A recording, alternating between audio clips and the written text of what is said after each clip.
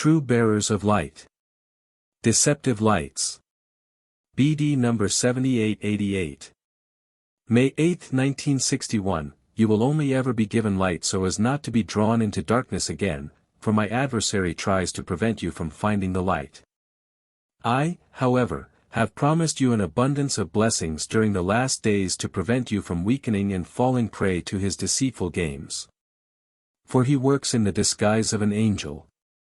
He ignites deceptive lights which do not shine but blind the eyes of those who do not recognize him. However, in your struggle of resistance against him you often use the wrong means by closing your eyes instead of striving for the true light which flows to you as an obvious gift of grace. You do not hold fast to my word, the visible emanation of my love, which you can truly successfully use to oppose my enemy, for he cannot abide my light and takes flight. My love proclaims love, and love in turn awakens the spirit to life. And thus, you can always be certain that the spiritual information will concur wherever true love prevails. Where my spirit can express itself. But then you will discover contradictions. False prophets will cross your path. They all want to proclaim my word and you will not be able to find complete harmony. Taking you aback and making you question the working of the Spirit in some of them. And then my adversary will have already won his game, for the thoughts become confused, people lose their spiritual certainty, they no longer live in unison but in opposition. Thus, the light grows darker, that is, my word from above will no longer be recognized, it will be neglected for the sake of untruth which, under cover of piety, is far more acceptable and agreeable to people who do not seriously scrutinize it. And then, again, it depends on the person's degree of love whether he will set himself free from error, whether he will recognize it and voluntarily turn to the truth. The light shines in the darkness, but it should not be concealed, it must be able to shine forth brightly, which always depends on the will of the individual. And truly brightly shining light emanates from me, from the eternal light.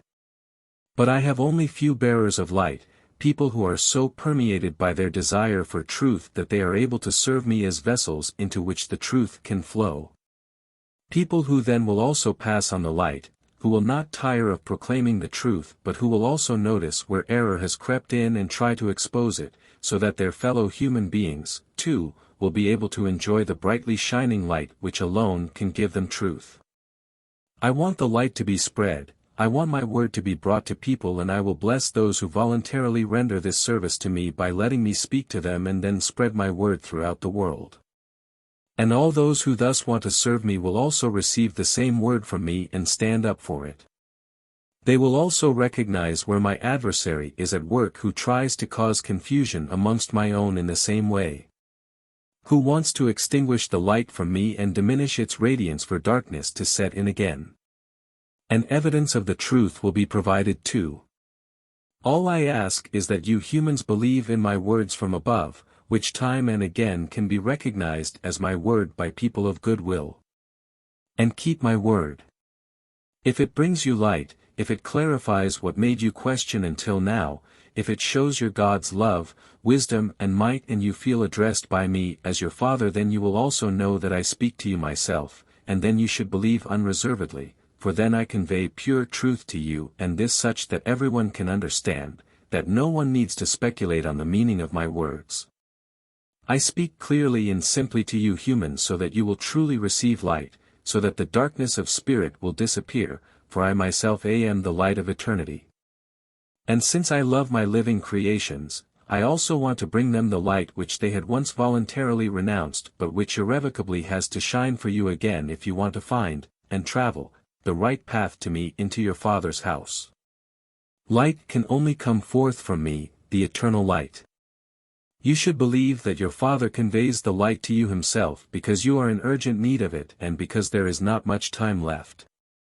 But you also have to willingly accept the light, you have to willingly listen to the bearers of light, you should know that they are enlightened themselves and thus also able to give you complete clarification. And all of you will truly find the path to me when bearers of light lead the way and you readily follow them.